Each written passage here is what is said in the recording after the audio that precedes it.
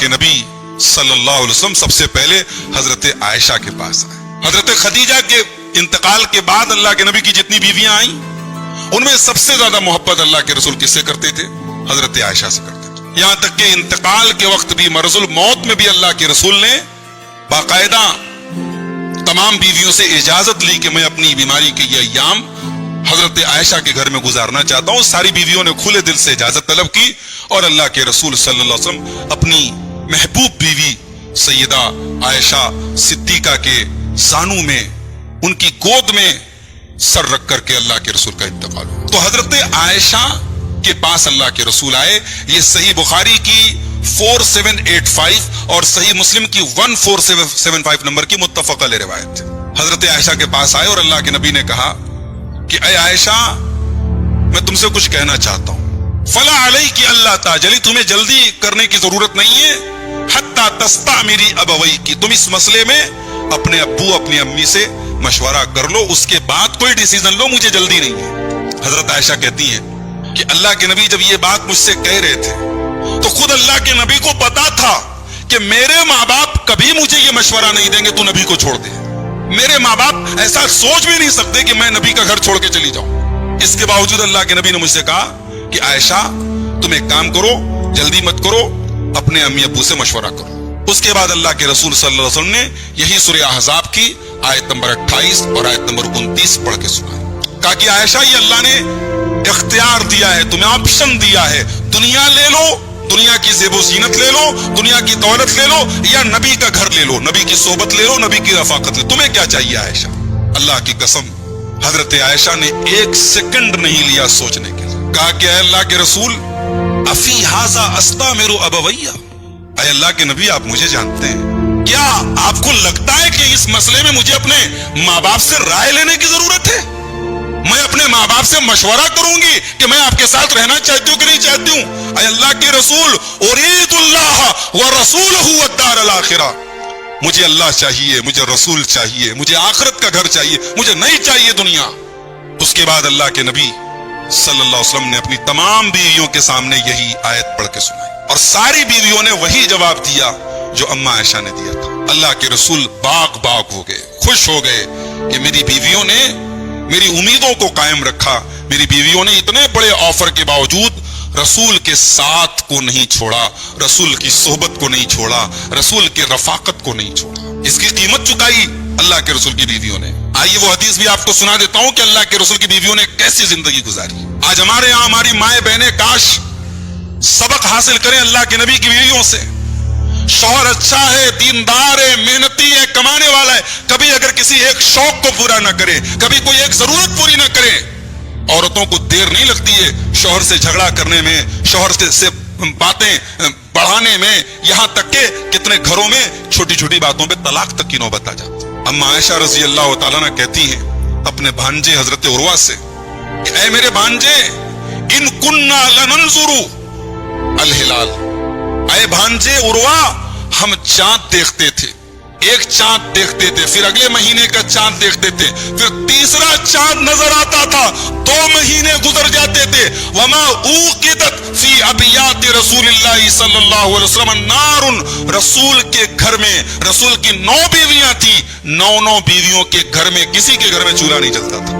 حضرت عروہ نے کہا یا خالہ ما کانوا یعیشکم, خالہ جان اگر 2 مہینے تک آپ کے گھروں میں چولہا نہیں جلتا تھا تو گزارا کیسے ہوتا تھا, کیسے زندگی گزرتی تھی آپ لوگوں کی؟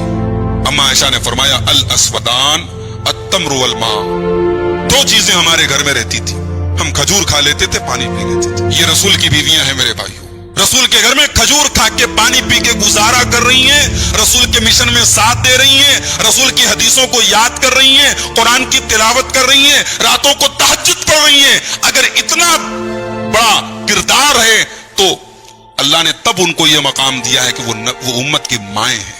ان کو ایسے ہی یعنی مفت میں نہیں مل گیا کہ وہ امت کی مائیں امہات المومنین, یہ ان کی قربانیوں کی بدولت ہے. اور جب رسول کی بیویوں نے اتنی بڑی قربانی پیش کی کہ اللہ کے اختیار دینے کے باوجود انہوں نے نبی کا ساتھ نہیں چھوڑا, تو اب اللہ نے ان بیویوں کو بھی یہ مقام دیا کہ اپنے رسول کو حکم دیا کہ اے نبی اب یہ 9 بیویاں آپ کے نکاح میں، اب 10ویں عورت سے آپ نکاح نہیں کر سکتے. یہ 9 بیویاں آپ کے نکاح میں، آپ کسی کو طلاق نہیں دے سکتے. ان 9 بیویوں نے ہمارے حکم پر اے نبی تکلیفوں کو، پریشانیوں کو، تنگ دستی کو برداشت کر کے آپ کے ساتھ رہنا گوارا کیا ہے. لہٰذا جنت میں بھی یہ آپ کی بیویاں رہیں گی. آپ ان کو طلاق نہیں دے سکتے، ان کو چھوڑ نہیں سکتے. اسی لیے اللہ تعالیٰ نے اپنے نبی سے فرمایا لا يحل لك النساء من بعد ولا ان تبدل بهن من ازواج. اے نبی آپ کے لیے اب اور عورتیں حلال نہیں ہیں. یہ 9 بیویاں آپ کے نکاح میں ہیں، اب کسی اور عورت سے آپ نکاح نہیں کر سکتے. ولا ان تبدل بهن من ازواج، اور نہ ہی اپنی بیویوں کے بدلے میں آپ کسی اور عورت سے نکاح کر سکتے ہیں. آپ ان کو طلاق نہیں دے سکتے، آپ خود سے ان کو اپنے نکاح سے نہیں نکال سکتے. ولو اعجبك حسنهن، ان سے زیادہ حسین و جمیل عورتیں بھی اگر آپ سے شادی کرنا چاہیں اور آپ کے دل میں یہ خیال آئے کہ میں ان کو طلاق دے دوں، اے نبی آپ کو اللہ تعالیٰ اجازت نہیں دے رہا ہے. ان سے حسین اور جمیل عورتیں بھی اگر آپ کے سامنے آ جائیں، آپ ان کو چھوڑ نہیں سکتے، آپ ان کو طلاق نہیں دے سکتے.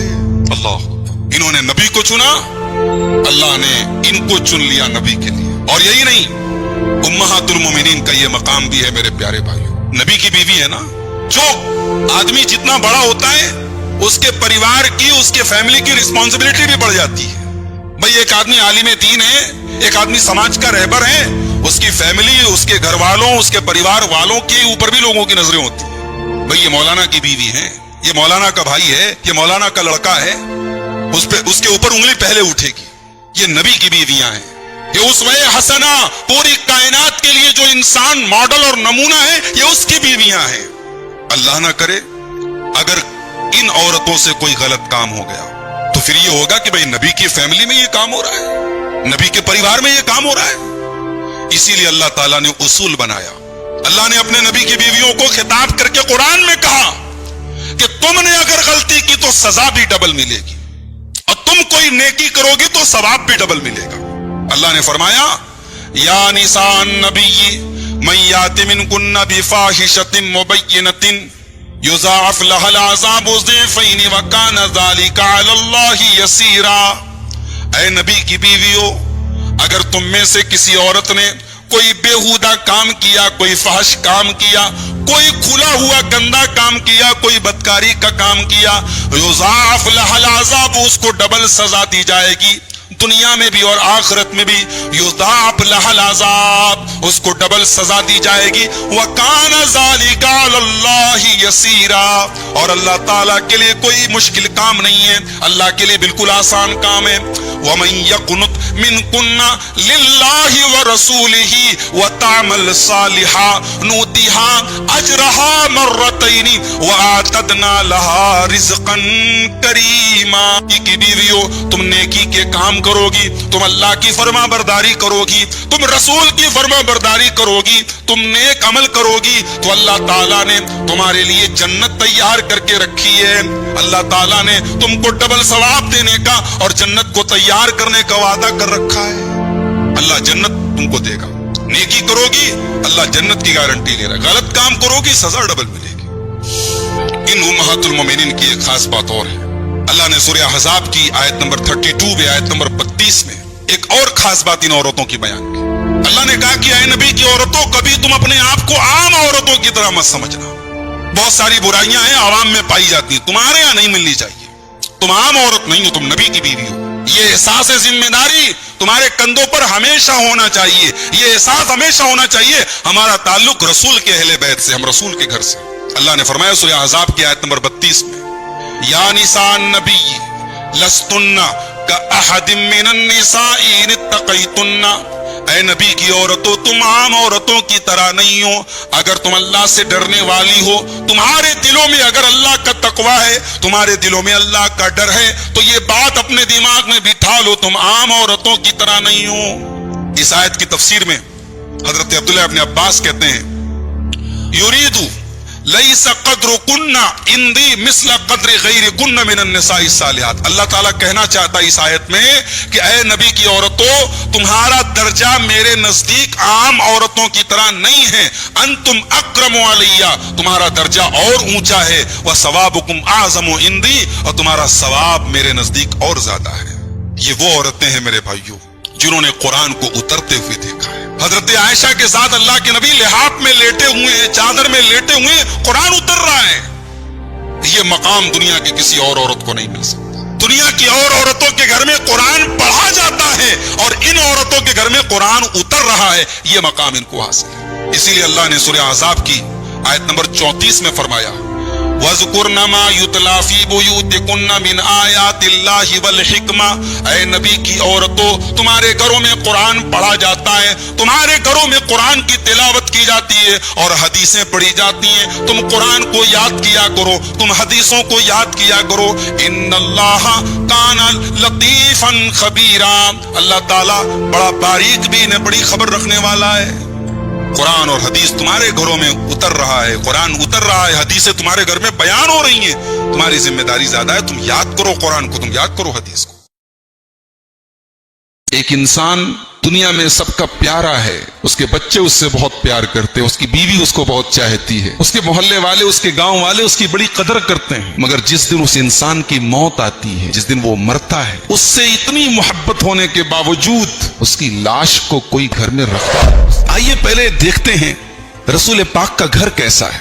अल्लाह अकबर। बड़ा मामूली सा घर है, आज की तरह बहुत शानदार नहीं है, उसमें डेकोरेशन नहीं है, उसमें सजावट के आइटम्स नहीं है, दुनिया की तरक्की के सामान नहीं, छोटा सा घर है। खजूर की लकड़ी के तनों का पिलर बनाया गया है। उम्मत का एक बड़ा तबका आज शिकम परवर और पेटू किस्म के आमिलों के चक्कर में और मुल्लाओं के चक्कर में आज अपने दीन और ईमान का सौदा कर रहा है और तावीज़ और गंडे के इस्तेमाल के जरिए अपनी तौहीद और अपने ईमान का जनाजा निकालता है। एक बेहतरीन बीवी की क्वालिटी क्या है?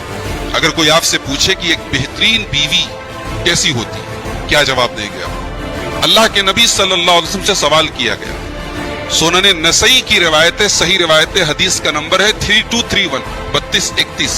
पूछा गया है अल्लाह के नबी, अय्युन निसाई खैर, सबसे बेहतरीन औरत कौन सी है? अल्लाह ने फरमाया सूरह आल इमरान की आयत नंबर 185।